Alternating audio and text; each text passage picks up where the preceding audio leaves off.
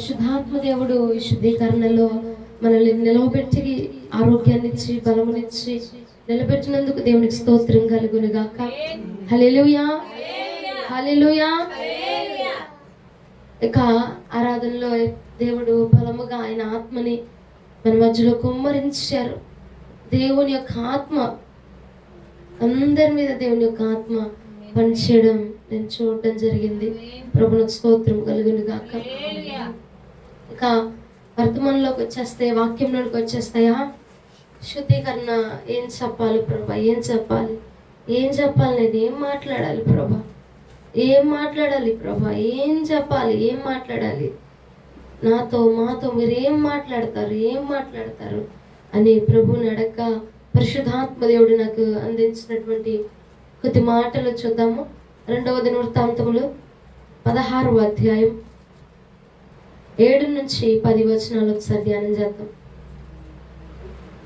2వ దినవృత్తాంతములు 16వ అధ్యాయము 7 నుంచి 10 వచనాలు. 2వ దినవృత్తాంతములు 16వ అధ్యాయం 7 నుండి 10 వచనాలు. ఆ కాలమందు దీర్ఘదర్శి అయిన హానాని యూదా రాజైన ఆసా యొద్దకు వచ్చి అతనితో ఇలాగూ ప్రకటించెను, నీవు నీ దేవుడైన యెహోవాను నమ్ముకొనక సిరియా రాజును నమ్ముకొంటివే. సిరియా రాజు యొక్క సైన్యము నీ వశము నుండి తప్పించుకొని పోయెను. బహు విస్తారమైన రథములను గుర్రపు రౌతులను గల కూషీయులను లూబీయులను గొప్ప దండై వచ్చిరి గదా. అయినను నీవు యెహోవాను నమ్ముకొనినందున ఆయన వారిని నీ చేతికి అప్పగించెను. తన ఎడల యథార్థ హృదయము గలవారిని బలపరచుటకై యెహోవా కనుదృష్టి లోకమందంతటా సంచారం చేయుచున్నది. ఈ విషయమందు నీవు మతి తప్పి ప్రవర్తించితివి గనుక ఇది మొదలుకొని నీకు యుద్ధములే కలుగును. చాలు. ప్రభువునికి స్తోత్రము కలుగును గాక. అయితే ఇక్కడ ఆసా అనే వ్యక్తి గురించి సంబోధించబడుతుంది. ఆయన ఎప్పుడైతే యెహోవాను నమ్ముకొని ఉన్నాడో, యెహోవాను నమ్ముకొని ఉన్నంత కాలం కూడా ఆసా ఎటువైపు వెళ్ళినా, ఏ యుద్ధం చేసినా, ఎక్కడ నిలబడినా అక్కడ దేవుడు తనకి విజయాన్ని ఇస్తా ఉన్నాడంట, గెలుపునే ఇస్తా ఉన్నాడంట. ప్రతి విజయంలో కూడా తనని గెలిపిస్తానే ఉన్నాడంట. ఎందుకయ్యా అంటే ఆసా చాలా గొప్ప ప్రార్థనా పరుడు అండి, చాలా మంచి ప్రార్థనా పరుడు. ఎంత గొప్ప ప్రార్థనా పరుడు అంటే దేవుని ఆత్మ ఎటు వెళితే అక్కడ విజయం ఇచ్చేసిందటండి. ఎక్కడ నిలబడితే అక్కడ ఆసాకు విజయమే, ఎక్కడ యుద్ధం చేస్తే అక్కడ. ఎందుకంటే ఆసా దేవుడిని నమ్ముకొని ఉన్నాడు కాబట్టి వెళ్ళిన ప్రతి చోట విజయాన్ని సంపాదించుకున్నాడు. కానీ ఏం జరిగిందట? 7వ వచనంలో మనం ఒక్కసారి చదవగలిగితే, 2వ దినవృత్తాంతములు 16వ అధ్యాయము 7వ వచనం ఒకసారి చదవండి. ఆ కాలమందు దీర్ఘదర్శి అయిన హానాని యూదా రాజైన ఆసా యొద్దకు వచ్చి, ఆసా దగ్గరికి ఒక దీర్ఘదర్శి వచ్చాడంట. అతనితో ఇలాగూ ప్రకటించెను, నీ దేవుడైన యెహోవాను నమ్ముకొనక సిరియా రాజుని నువ్వు నమ్ముకున్నావేంటి? నీ దేవుడైన యెహోవాను నమ్ముకొనకుండా సిరియా రాజును నమ్ముకొని, ఒకానొక రోజున నీ దేవుడైన యెహోవాను నువ్వు నమ్ముకున్నప్పుడు నీకు నువ్వు వెళ్ళిన ప్రతి చోట నీకు జయమిచ్చాడు చూస్తావా? ఆ దేవుడిని నమ్ముకొనకుండా ఇప్పుడు ఎవరు నమ్ముకున్నాడంట? సిరియా రాజును నమ్ముకున్నాడంట. ఆ సిరియా రాజు తనకి జయాన్ని ఇస్తాడేమో, తను గెలిపిస్తాడేమో, తనతో పాటుగా ఉంటాడేమో అని చెప్పి, తనకి వంత పలుకుతాడేమో, వత్తాసి పలుకుతాడేమో, గెలుపు వచ్చేసిద్దేమో అని చెప్పి యెహోవాను పక్కన పెట్టి మరి ఎవరిని నమ్ముకున్నాడు? కరెక్టేనా? నా మామ చూస్తున్నారు మరి తలకైతే మామ వేసుకొని యెహోవాను నమ్ముకోవట్లేదంట. అప్పుడు దాకా యెహోవాను నమ్ముకున్నాడు. కింద 8వ వచనంలో చూస్తే హానాని దైవజనుడు, దీర్ఘదర్శి, ప్రవక్త. ఆయన ప్రవక్త అంటున్నాడు, ఇప్పుడు దాకా యెహోవాను నమ్ముకున్నావు, ఇప్పుడు దాకా యెహోవానికి విజయం ఇచ్చాడే, మరి ఇప్పుడేమైంది? మతి తప్ప ప్రవర్తిస్తున్నావు. ఏమైపోయింది ఇప్పుడు నీ ఆలోచన? ఏమైపోయింది? నీ బుద్ధి మందకిచ్చిందా ఏంటి? మతి తప్పి ప్రవర్తించిన వాళ్ళకి చేస్తున్నావు.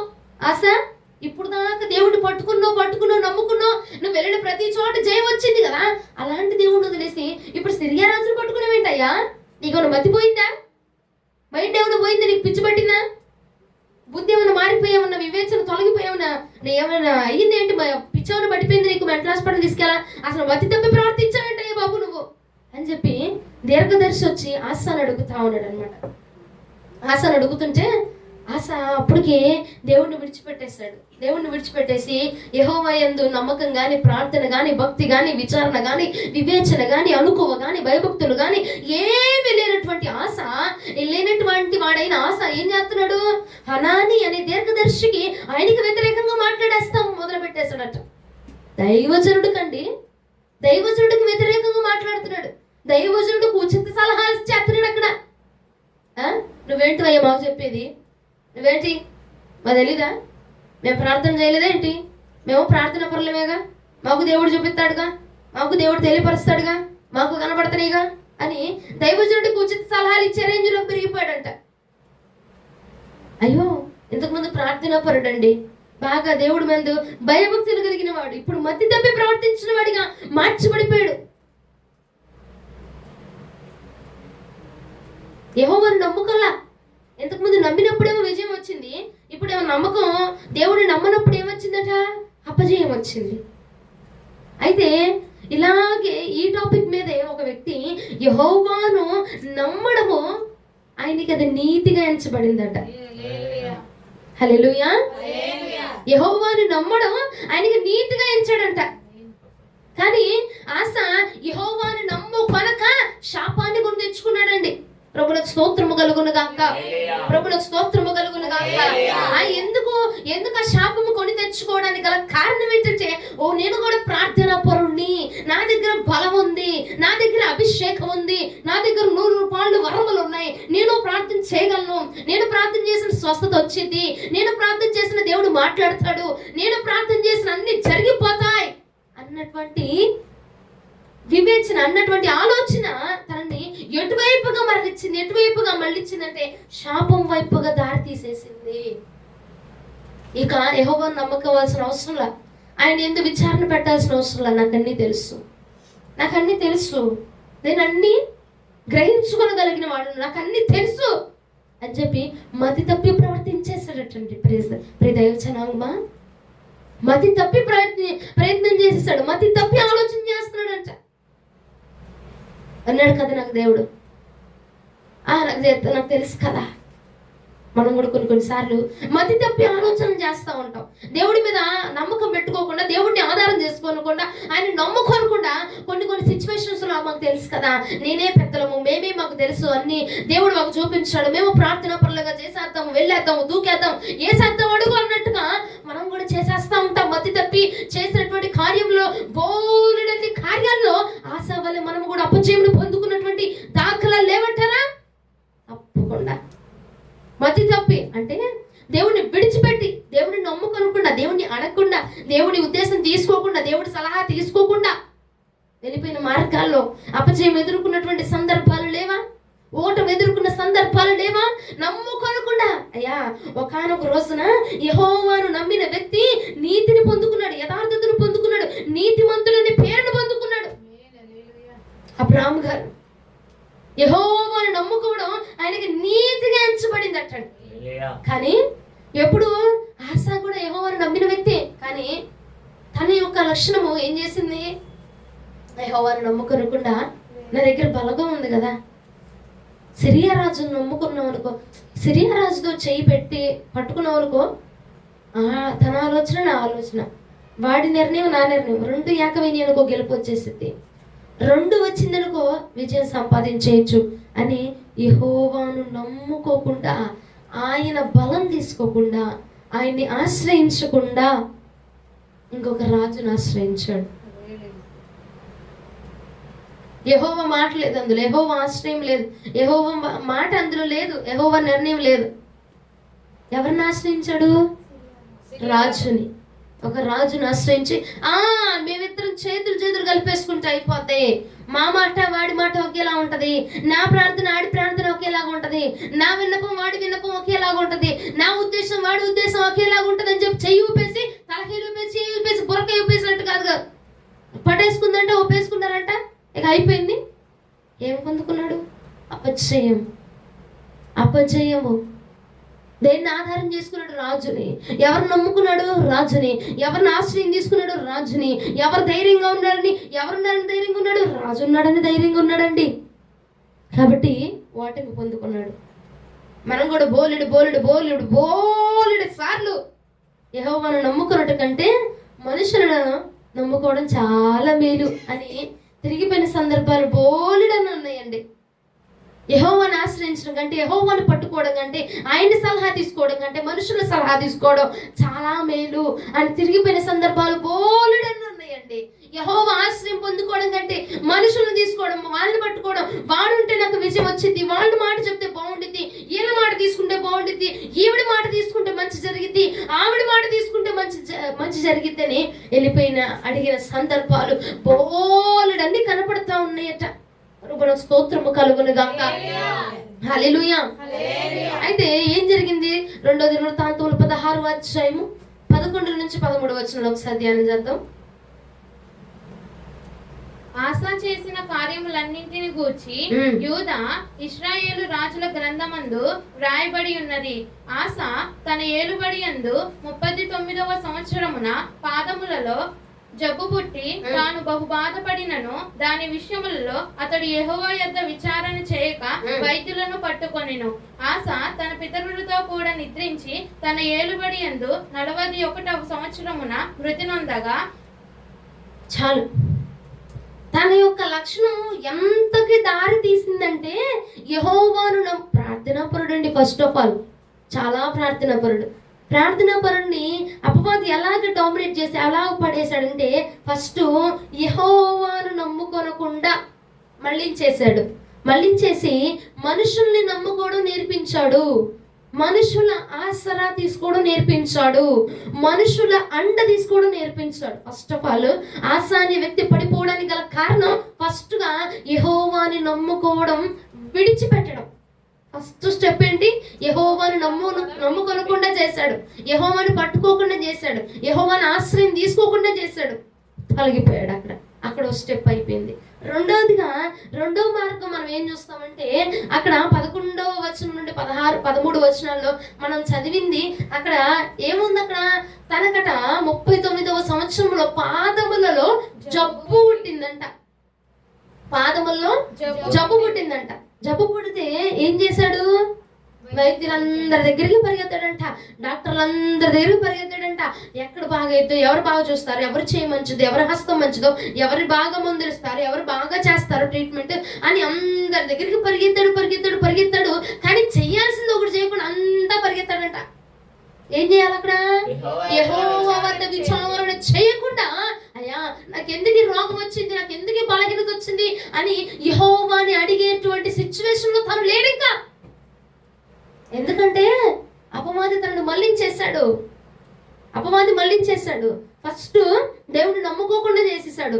రెండోదిగా ఆయన దగ్గరికి వెళ్ళి విచారణ చేయడం కట్ చేసేసాడు, ఆయనతో మాట్లాడడం కట్ చేపించేశాడు, ఆయనతో ముచ్చట్లు పెట్టడం కట్ చేపించేశాడు, ఆయనతో డీలింగ్ చేసుకోవడం కట్ చేపించేశాడు, ఆయనతో ఏమన్నా విషయం గురించి మాట్లాడడం కానీ చెప్పడం కానీ ఆయన దగ్గర సలహా తీసుకోవడం కానీ ఇలాంటి విషయాలు ఏం చేశాడు? కట్ చేపించేసేసాడు. ఇక యెహోవా దగ్గర విచారణ చేయట్లేదంట.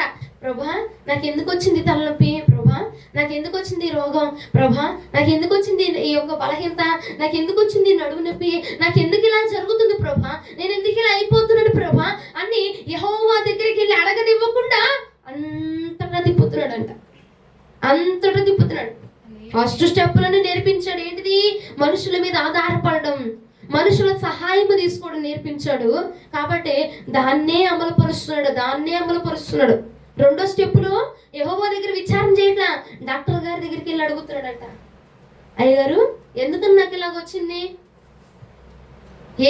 ఏ విటమిన్ తక్కువ అవడం వల్ల వచ్చింది, ఏ హార్మోన్స్ తక్కువ ఇంబ్యాలెన్స్ అవడం వల్ల ఇలా అయింది అని యెహోవా దగ్గర విచారణ చేయట్లా. డాక్టర్ గారి దగ్గరికి వెళ్ళి, వైద్యుల దగ్గరికి వెళ్ళి, వారి దగ్గరికి వెళ్ళి, వీరి దగ్గరికి వెళ్ళి విచారణ చేస్తున్నాడు. కానీ యెహోవాని అడగడం మానేశాడు, యెహోవా దగ్గరికి రావడం మానేశాడు. ఎందుకని చెప్తున్నానంటే అండి, అపవాదికి కావలసింది ప్రార్థనా పరులే కావాలి. ఆశ గొప్ప ప్రార్థనా పరుడు అండి, చాలా గొప్ప ప్రార్థనా పరుడు. ఏది ప్రార్థన చేస్తే అది పొందుకోగలిగినటువంటి అంత గొప్ప ప్రార్థనా పరుడు. అలాంటి ప్రార్థనా పరుడిని ఏం చేశాడంటే అపవాది ఫస్ట్ ఆలోచన మీద కొట్టేశాడు. ఆలోచన మీద కొట్టేశాడు. మనుషుల వైపుగా తిప్పేశాడు అనమాట ఆలోచన. మనుషుల్ని తీసేసుకో, మనుషుల మీద డిపెండ్ అవ్వడం నేర్పించాడు అనమాట. యెహోవా దగ్గర విచారణ చేయడం కానీ, యెహోవాని నమ్ముకోవడం కానీ, అట్లాంటి సిచ్యువేషన్లు కానీ, అట్లాంటి పరిస్థితులు కానీ లేవిక తన నాశనానికి తొలిమెట్టెక్కేశాడు. యెహోవాని నమ్ముకోవడం లేదు, ఆయన అడగడమూ లేదు, రెండోదిగా ఆయన దగ్గర విచారణ చేయడమూ లేదు. ఏంటి ప్రభా, నా ఇంట్లో పరిస్థితి ఎలా ఉంది, ఎందుకని ఇలా అయింది, ఎందుకు ఇలా అయింది ప్రభా, నాకు అనారోగ్యం ఎందుకు ఇలా వస్తుంది, నా కుటుంబాల పరిస్థితులు ఎందుకు ఇలా ఉన్నాయి, నా కుటుంబం ఎందుకు ఇలా అయిపోతుంది, నేను ఎందుకు ఇలా అయిపోతున్నాను, నా భక్తి ఎందుకు ఇలా అయిపోతుంది అన్న విచారణ లేదు. దేవుడితో కనెక్షనే లేదు. ఇక జబ్బు పుట్టింది, రోగం వచ్చింది, బలహీనత వచ్చింది. ఏంటి ప్రభా, నాకు ఎందుకు ఈ బలహీనత వచ్చింది, ఎందుకు నేను ఇంత బలహీనం అయిపోతున్నాను అని యెహోవాని అడగడం లేదంట. యెహోవా దగ్గరికి వెళ్ళి విచారణ చేయడం లేదు. ఆ మెడికల్ షాప్కి వెళ్దాం, ఆ టాబ్లెట్ తెచ్చుకుందాం, ఈ హాస్పిటల్కి వెళ్దాం, ఈ పనులు వేసుకుందాం, ఈ చేద్దాం తప్ప యెహోవా దగ్గరికి వెళ్ళి అడగడం కానీ, అయ్యా ఎందుకని ఇలా జరిగింది కానీ అనేటువంటి లక్షణం కానీ, అలాంటి ఆలోచన కానీ లేదటండి ఆశకి. తర్వాత ఏమైంది, చనిపోయాడు. హిజ్కియాకి పుండు పుట్టలా, రోగం రాలా, బలహీనత రాలా? అడగలేదు దేవుణ్ణి. అడిగితే 15 సంవత్సరాల ఆయుష్ను పొడిగించిన దేవుడు. ఆసా గొప్ప ప్రార్థన పరుడు కదా, హిజ్కియా ఏం ప్రార్థన పరుడు కాదు, ముందు తిరుగుబాటు చేసేవాడు, దేవుడి మీద తిరుగుబాటు చేసే వ్యక్తి. ఆయన తిరుగుబాటు చేసేవాడు. ప్రార్థన చేయగానే 15 సంవత్సరాల ఆయుష్ పొడిగించినటువంటి నా దేవుడు ఒక్కసారి ఆశ ప్రార్థన చేయగలిగితే దేవుడు తన రోగాన్ని తీసివేయలేడా? తప్పకుండా తీసివేసేవాడు, తప్పకుండా మరలా నిలబెట్టేవాడేమో, తప్పకుండా మరలా బలపరిచేవాడేమో. కానీ తన ఆలోచన మారిపోయిందండి. యెహోవా వద్ద విచారణ చేసేటువంటి లక్షణము ఆశ కోల్పోయాడు కాబట్టి తన ప్రాణానికి హాని జరిగిందండి. సంగమా, రాత్రి కాలం ముందు శుద్ధీకరణలో ప్రభు నీతో నాతో కూడా మాట్లాడుతున్న మాట ఏమిటంటే, ఫస్ట్ గా నువ్వు చేయాల్సింది యెహోవాని నమ్ముకోవాలి. ప్రతి విషయంలో దేవుడిని నమ్ముకోవడమే. రెండవదిగా మనం చేయాల్సింది ఏంటంటే దేవుడి దగ్గర విచారణ చేయాలి. చేయనా వద్దా, వెళ్ళనా వద్దా, ఈ రోగం ఎందుకు వచ్చింది నాకు, ఈ బలహీనత ఎందుకు వచ్చింది నాకు, ఈ జబ్బు ఎందుకు వచ్చింది నాకు చెప్పండి ప్రభా, నాతో మీరు మాట్లాడండి ప్రభా. నా మీద ఎందుకు అపవాది శక్తులు పనిచేస్తున్నాయి, నాతో మీరు మాట్లాడండి ప్రభా. నా మీద ఎందుకు నీ బలగం పనిచేస్తుంది, నేను నీ బిడ్డను కదా, నీ ఆత్మను పొందుకుంటున్నాను కదా, నీ అభిషేకం పొందుకుంటున్నాను కదా, నీ ఆత్మలో పాలిభాగస్త్రాన్ని అవుతున్నాను కదా, నా మీదకి ఎందుకు ఇలా జరుగుతున్నాయి, నా మీదకి ఎందుకు రోగాలు వస్తున్నాయి, నా మీదకి ఎందుకు బలహీనతలు వస్తున్నాయి, అసలు నాకెందుకు ఇలా జరుగుతుంది ప్రభా, నేనేమైనా తప్పు చేశానా ప్రభా, నాదేమైనా తప్పు ఉందా ప్రభా అని యెహోవా వద్ద మనము విచారణ చేయాలంట. ప్రభువునకు స్తోత్రము కలుగునుగా. ఎన్నిసార్లు విచారణ చేయాలి అని అంటే కనుక ఒకసారి 1 సమూయేలు గ్రంథం 23వ అధ్యాయం 4వ వచనానికి ఒకసారి రండి. 1 సమూయేలు గ్రంథం 23వ అధ్యాయం 4వ వచనము. దావీదు మరలా యెహోవా యొద్ద విచారణ చేసెను, నీవు లేచి కెయీలాకు వెళ్ళుము. చాలు. దావీదు మరలా యెహోవా వద్ద విచారణ చేస్తూనే ఉన్నాడట. రోజుకి ఎన్నిసార్లు? ఒకసారా, 2 సార్లా? రోజు మొత్తంలో మరలా ప్రతిసారి ప్రతి విషయంలో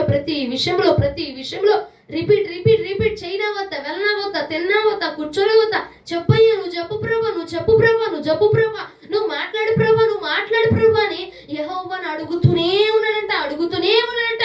అయితే యెహోవా మౌనంగా ఉన్నాడా? ఆయన సమాధానం చెప్తూనే ఉన్నాడంట.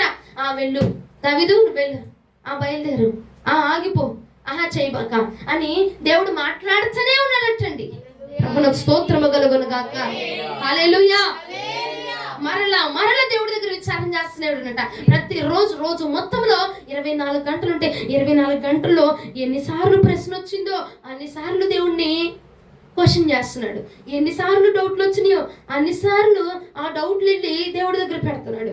ఎన్నిసార్లు భయం కలుగుతుందో ఆ భయం అంతా వెళ్ళి అన్నిసార్లు దేవుడి దగ్గర పెడుతున్నాడు. ఎన్నిసార్లు టెన్షన్ వస్తుందో అన్నిసార్లు ఆ టెన్షన్ అంతా తీసుకెళ్ళి దేవుడి దగ్గర పెడుతున్నాడు.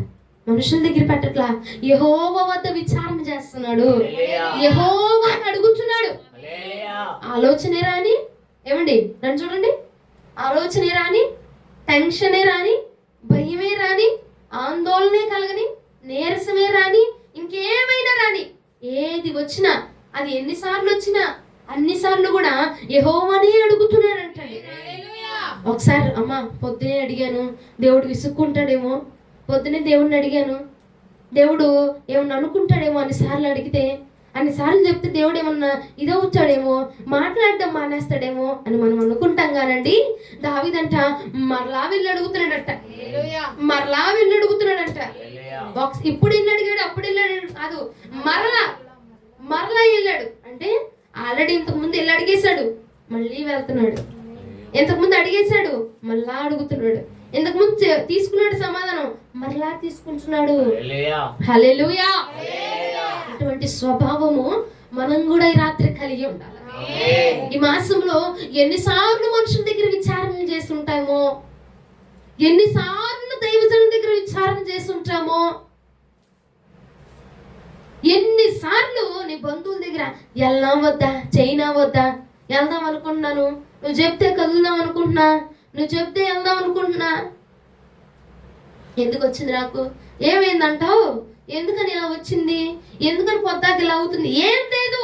మనుషుల దగ్గర కాదు నీ విచారణ, దేవుడి దగ్గర యెహోవా వద్ద నీ విచారణ చెయ్యి. యెహోవా వద్ద మాత్రమే నీ విచారణ, అక్కడ లిస్టు కనపడాలా.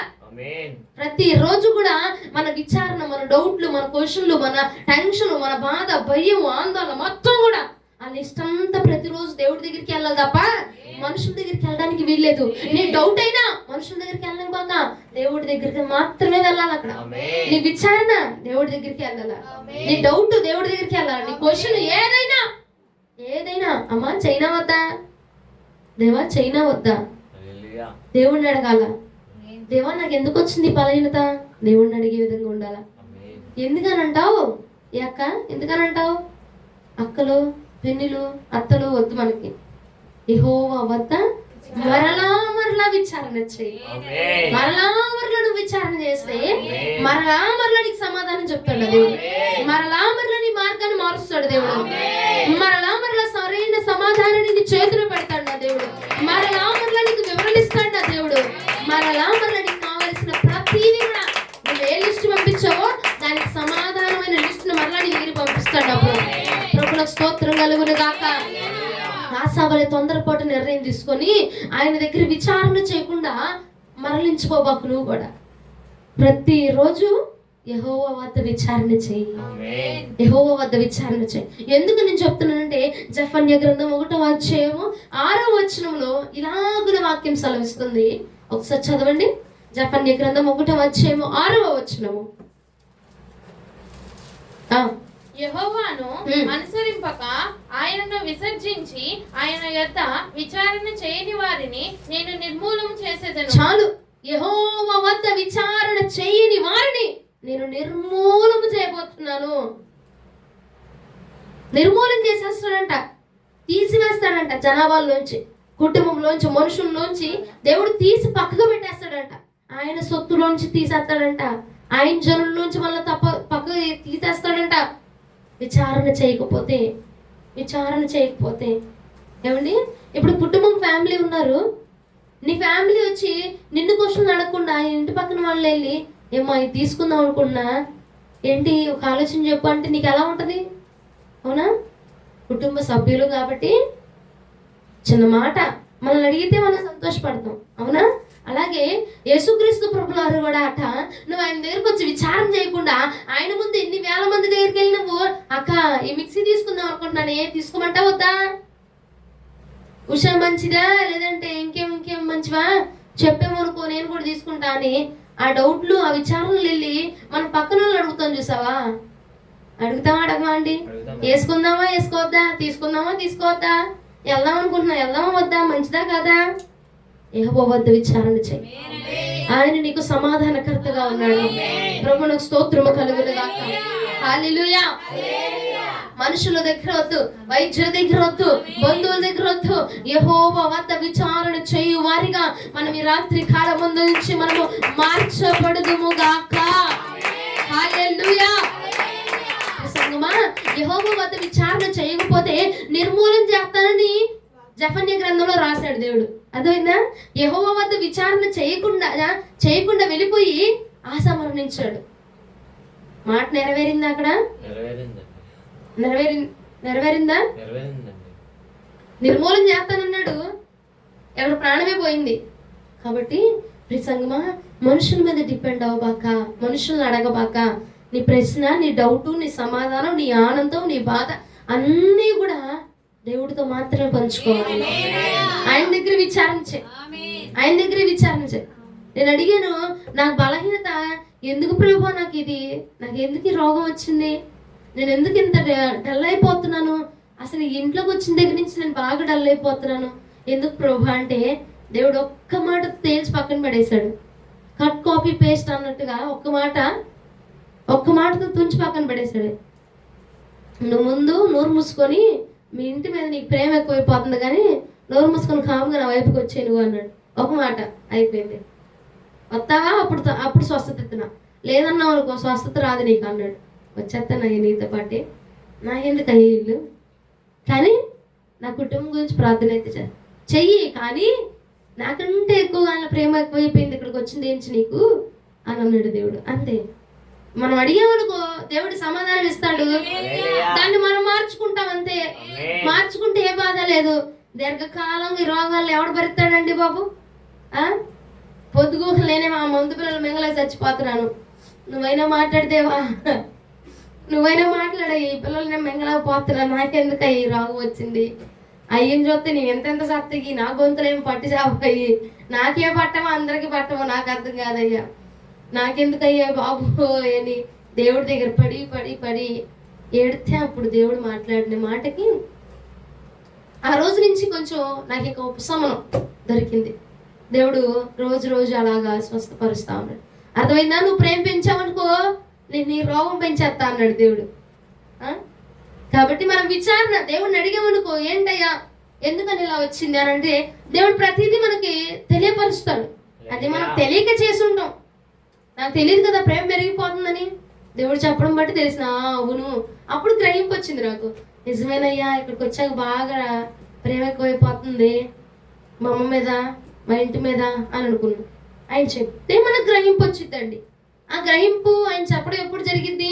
మనం ఆయన దగ్గర విచారం చేసినప్పుడు, మనం ఆయన్ని అడిగినప్పుడే, మనం విచారణ చేసినప్పుడే మనకు సమాధానం వచ్చింది. ఆ సమాధానాన్ని బట్టి మనం స్వస్థతను పొందుకుంటాం, సమాధానాన్ని బట్టి మనం నెమ్మదిని పొందుకుంటాం, సమాధానాన్ని బట్టి మనము తేలిక పరచబడతాం. ప్రభువునికి స్తోత్రం కలుగును గాక. కాబట్టి ఆశవలే మనము విచారణ చేయకుండా, ప్రాణం మీదకి తెచ్చి పెట్టుకోకుండా ఒకసారి దేవుడి దగ్గరికి వెళ్ళి అడుగు. ఏం చెప్పాలనుకుంటున్నాడు నీకు, ఏం మార్చుకోవాలనుకుంటున్నాడు, ఏం సరిచేద్దాం అనుకుంటున్నాడు, ఏది సెట్ చేద్దాం అనుకుంటున్నాడు దేవుడిని అడుగు ఒకసారి. ఎందుకు నా ఇల్లు, ఎందుకు బాప్తిజం తీసుకోవట్లా నా ఇంటి వారు, నా ఇంట్లో ఎందుకు మారు మనసు రావట్లా, ఎందుకు నా తల్లిదండ్రులు మొత్తం తిరిగిపోతున్నారు లోకం వైపు, ఎందుకు ప్రభా అని ఒకసారి వద్ద విచారణ చేయగలిగితే మనము ఆయన మనకు తగిన సమాధానాన్ని జవాబునివ్వబోతా ఉన్నారు. హల్లెలూయా. ఒకసారి రండి, మొదటి దినవృత్తాంతములు 14వ అధ్యాయం 14వ వచనం. మొదటి దినవృత్తాంతములు 14వ అధ్యాయం 14వ వచనం. దావీదు తిరిగి దేవుని యొక్క విచారణ చేసెను. మరలా తిరిగి అంట చూడు, అందాక మొదటి సమయంలో 23వ అధ్యాయం 4వ వచనంలో ఏం చదివాం? దావీదు మరలా యెహోవా వద్ద విచారణ చేశాడంట. ఇప్పుడు మొదటి దినవృత్తాంతములు 14వ అధ్యాయం 14వ వచనంలోకి వచ్చి చూస్తే దావీదు మరలా తిరిగి మరలా విచారణ చేస్తున్నాడట. తిరిగి తిరిగి తిరిగి తిరిగి తిరిగి తిరిగి యెహోవా దగ్గరకు వచ్చే విచారణ చేస్తున్నాడట.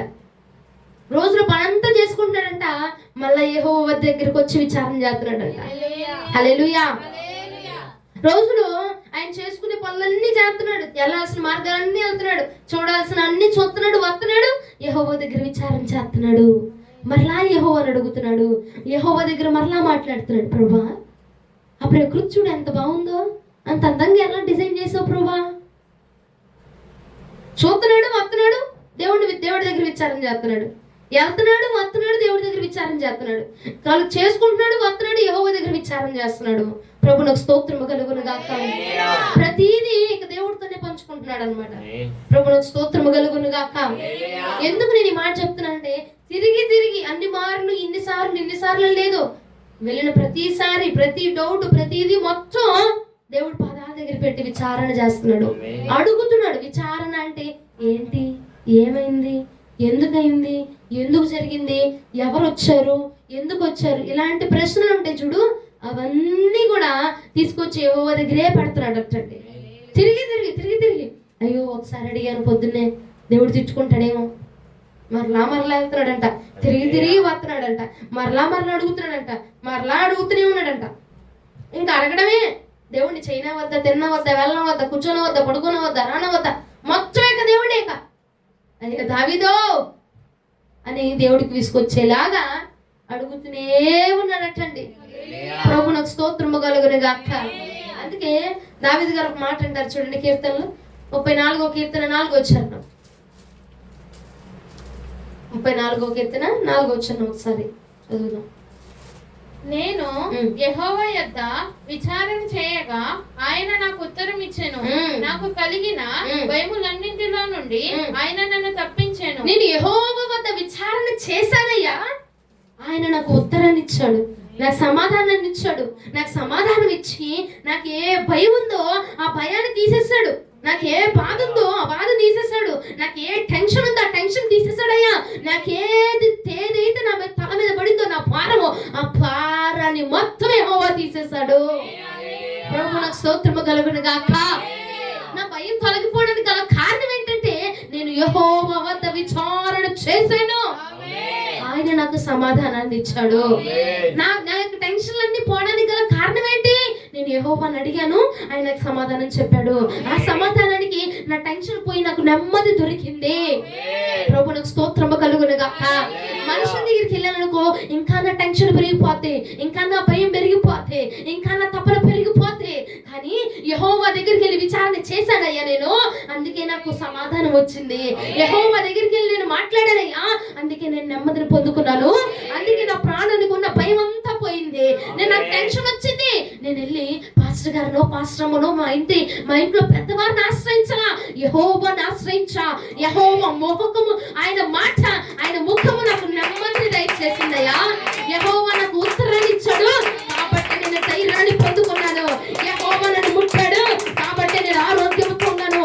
యెహోవా నన్ను కనికరించాడు కాబట్టి నేను సమాధానాన్ని పొందుకున్నాను. యేసు రక్తము జయము కలుగును గాక. హల్లెలూయా. అని దావీదు ధైర్యంగా సమాధానం చెప్తున్నాడు చూడు. నా ప్రాణానికి భయమయ్యా ఆగిపోయింది, నా భయం ఉంది, ఇన్నాళ్ళు భయంతో బతికా, ఏమైతో నా కుటుంబాన్ని ఎలా పెంచాలో, నా బిడ్డలను ఎలా పెంచాలో, నా జీవితాన్ని, నా సంసారాన్ని ఎలా ఈతాలో అన్నటువంటి భయంతో నేను నడుచుకున్నాను. కానీ ఒక్కసారి యెహోవాని అడిగాను, ఆయన విచారణ చేశాను, ప్రభా నా పరిస్థితి ఏంటి, నా కుటుంబం ఏంటి, నా కుటుంబాన్ని పోషించేది ఎవరు, నెక్స్ట్ నా జీవితం ఏంటి ప్రభా అని యెహోవా వద్ద విచారణ చేయగా ఆయన నాకు ఉత్తరాన్ని ఇచ్చాడు. ఆ ఉత్తరము, ఆ సమాధానము నాకు నెమ్మదిని దయచేసింది. స్తోత్రము కలుగును గాక. నా భయం అంతా పోయిందయ్యా, నా భయం అంతా పోయిందయ్యా. సంగమా, ఈ నెలంతా పోయిన నెలంతా, ఈ మాసం అంతా, పోయిన మాసం అంతా నువ్వు టెన్షన్గా బతుకుతున్నావేమో, నా జీవితం ఏమైపోతుందో, నా పరిస్థితి ఏంటి ప్రభా, ఎలాగ ఈ సంసారాన్ని కట్టాలి, ఎలా ఈ అప్పులు కట్టాలి, ఎలా నా బిడ్డలను పోషించాలి, ఎలా నా కుటుంబాన్ని పోషించాలి, అసలు నా పరిస్థితి ఏంటి, నా జీవితం ఏంటని అతలాకుతలం అయిపోతున్నావేమో. అయితే ఈ రాత్రి నా ప్రభు అంటున్నాడు, యెహోవా వద్ద విచారణ చేయి. నువ్వు నీ ప్రశ్న యెహోవాని వెయ్యి, నీ సమాధానము యెహోవా దగ్గర పొందుకో. నువ్వు అప్పుడు నీ భయములన్నిటిని కూడా యెహోవా తొలగించబోతున్నాడు కదండి. ఈ సంవత్సరం అంతా మనం అదే భయంలో ఉన్నాం. ఎలా జరిగిద్దో ఇంటి పోషణ, ఎవరు అప్పిస్తారు, ఏం భయము, ఎలా సాగిద్దో, ఈ అప్పులన్నీ ఎలా కట్టాలో, నా పిల్లల్ని ఎలా చూసుకోవాలో, నా కుటుంబాన్ని ఎలా సాగదీయాలో, నా పరిస్థితులు ఏంటో ప్రభా, మా సంఘం ఏంటో ప్రభా అని సంఘ భారం తీసుకున్న బిడ్డల్లో కూడా ఈ భారం ఉండొచ్చు. నా సంఘం ఏంటి ప్రభా, సంఘ పరిస్థితులు ఏంటి ప్రభా అని భారం తీసుకుంటున్నామేమో, బాధపడిపోతున్నామేమో, భయం పెట్టేసుకున్నామేమో గుండెలో. ఏం జరిగిపోద్దో, ఏం చేయాలో, ఎలా చేయాలో, ఎలా కట్టుకోవాలో ప్రభా, నేను ఎలా చేయాలో ప్రభా, తర్వాత నా పరిస్థితి ఏంటి ప్రభా అని గుండెలో భయం పెట్టేసుకొని బ్రతుకుతున్నావేమో. కానీ సగమా, ఈ రాత్రి కాలం ముందు నా దేవుడు అంటున్నాడు, ఈ మాసం అంతా నువ్వు యెహోవా దగ్గర విచారణ చేయలేదు కాబట్టి నిన్ను భయం వెంటాడింది, కాబట్టి టెన్షన్ వెంటాడేస్తుంది, కాబట్టి శోకం వెంటాడేస్తుంది, కాబట్టి శోధనలు వెంటాడేస్తున్నాయి. ఒకసారి యెహోవా దగ్గరికి రా. అయ్యా, నా పరిస్థితి చూడు ప్రభా, ఈ కుటుంబాన్ని ఎలా సాగదీయాలి, నేను ఈ సంసారాన్ని ఎలా నడిపించాలి, నా బిడ్డలను ఎలా నడిపించాలి, ఎలా పోషించాలయ్యా, నాకు వస్తున్న ఆదాయం ఏమో రూపాయి, అవుతున్న ఖర్చు ఏమో 10 రూపాయలు ప్రభా, ఎలా చేయాలి ప్రభా? ఏం చేయమంటావంటే అప్పుడు దేవుడు నీకు ఎలీషా సూత్రాన్ని దేవుడు బయలుపరుస్తాడు. హల్లెలూయా. దేవుడికి బయలుపరుస్తాడు ఆలోచన, దేవుడికి సమాధానాన్ని ఇస్తాడు, పొదుపు నేర్పిస్తాడు, పొదుపు నేర్పిస్తాడు నీకు. హల్లెలూయా. కట్టడి నేర్పిస్తాడు, ఆగవలసినవి ఆపుతాడు, పంపవలసినవి పంపిస్తాడు, సమాధానాన్ని ఇచ్చి నీ గుండెలో ఉన్న బరువుని, భారాన్ని మొత్తాన్ని కూడా, ఆ భయాన్ని, ఆ టెన్షన్ కూడా యెహోవా తొలగించబోతున్నాడు. ప్రభువునకు స్తోత్రము కలుగునుగాక. హల్లెలూయా. అమ్మా, ప్రార్థన చేస్తూనే ఉంటున్నాము, ప్రార్థన చేస్తున్నాము, ప్రతి కూటానికి వెళ్ళిపోతున్నాం, ప్రతి ప్రార్థనలో ఉంటున్నాము, ప్రతి దేవుడు దైవజనులు చెప్పిన ప్రతి మాట ప్రార్థనలో పెడుతున్నాం. అయినా కుటుంబంలో శోధనలే, భయము, టెన్షన్, ఆందోళన. 1వ తారీఖు వస్తే ఆందోళన, 10వ తారీఖు వస్తే టెన్షను, ఏమైతో, ఏం జరిగిపోతుందో, EMIలు కట్టాలి, అవి కట్టాలి, ఈ కట్టాలి, ఏంటో నాకు బ్రతుకు, నాకేం అర్థం కావట్లేదు, టెన్షన్ ఎక్కువైపోతుంది, భయం ఎక్కువైపోతుంది, నాకు బలహీనతలు ఎక్కువైపోతున్నాయి, రోగాలు ఎక్కువైపోతున్నాయి అని బాధపడిపోతూ ఉంటాం కదండి, బాధపడిపోతూ ఉంటాం. ఆ బాధ కారణం ఇన్నేళ్ళు నువ్వు యెహోవాని అడగట్లా. ఎలాగమ్మా, ఎలాగ చేయాలండి, ఎలా చేయాలక్క అని మనుషులను అడుగుతున్నావు. ఏం చేయను అని మనుషులను అడుగుతున్నావు. అమ్మా, ఏం చేయనని నీ తల్లిని అడుగుతున్నావు. నాన్న, ఏం చేయనని నీ తండ్రిని అడుగుతున్నావేమో. ఒకసారి నీ పరలోకమందున నీ తండ్రిని ఒకసారి అడుగు చూడు. అయ్యా, నా పరిస్థితి ఇలా ఉంది, నా చేతిలో చూస్తే ధనం ఇదే ఉంది ప్రభా, ఏం చేయమంటావు, ఎలా కట్టమంటావు, వీటిని ఎలా సర్దమంటావు? నేను ఇంకొక రూపాయి అప్పు చేసే స్థితిలో లేను, ఎందుకంటే అప్పు చేస్తే తిరిగి కట్టే సామర్థ్యం నా దగ్గర లేదు ప్రభా అని అడుగు. యెహోవాని అడుగు, ఆయన విచారణ చేయి. ఈ మాసం అంతా విచారణ చేయలేదు, కానీ ఈ రోజున నువ్వు చేపట్టాలి విచారణ. యెహోవా వద్ద విచారణ చేయడం నేర్చుకోవాలి. మనుషుల దగ్గరికి వెళ్ళి విచారణ చేసావు, వైద్యుల దగ్గరికి వెళ్ళి విచారణ చేసావు, వాళ్ళని అడిగావు, వీళ్ళని అడిగావు, యెహోవాని అడిగావా? ఆయన అడుగు. ఆయన అడిగితే నీకు సమాధానాన్ని ఇచ్చి నీ ప్రాణం అనుకున్న ప్రతి భయాన్ని తీసేస్తాడంట, ప్రతి టెన్షన్ తొలగిపోయిద్దండి. నీ ప్రాణ భయమును తొలగించువాడు నా యెహోవా. హల్లెలూయా. అందుకే దైవజనుడు అంటాడు కదా, ప్రాణ భయమును తొలగించినావు, ప్రాకారములను స్థాపిస్తాడు నిన్ను దేవుడు. ఒక్కసారి ఆయన దగ్గరికి వెళ్ళి విచారణ చేయి. నీ ప్రాణానికి, నీ కుటుంబానికి, నీకు ఉన్న భయం మొత్తాన్ని తొలగించబోతున్నాడు. హల్లెలూయా. రోజు నుంచి యెహోవా దగ్గర విచారణ చేయవారిగా మనమందరము మార్చబడుదుము గాక.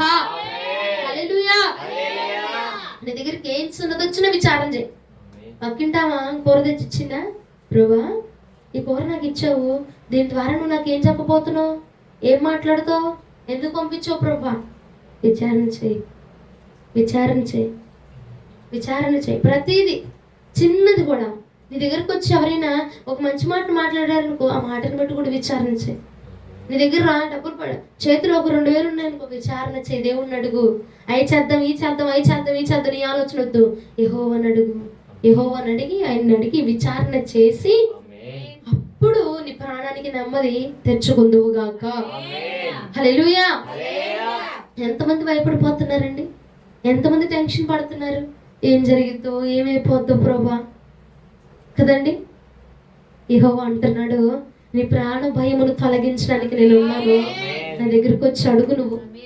నువ్వు అడుగు, ఎలా కట్టను ప్రభా, ఏం చేయను ప్రభా, ఎలా చేసుకోవాలి ప్రభా అని యెహోవాని అడిగితే ఏమండి, ఎక్కడ ఖర్చు చేయాలో, ఎక్కడ ఖర్చు పెట్టాలో, దేనికి ఖర్చు పెట్టాలో దేనిని నువ్వు ఖర్చు చేయకూడదో దేవుడు నీకు తెలియపరిచే ఆ జ్ఞానాన్ని ఇచ్చి నడిపిస్తాడు.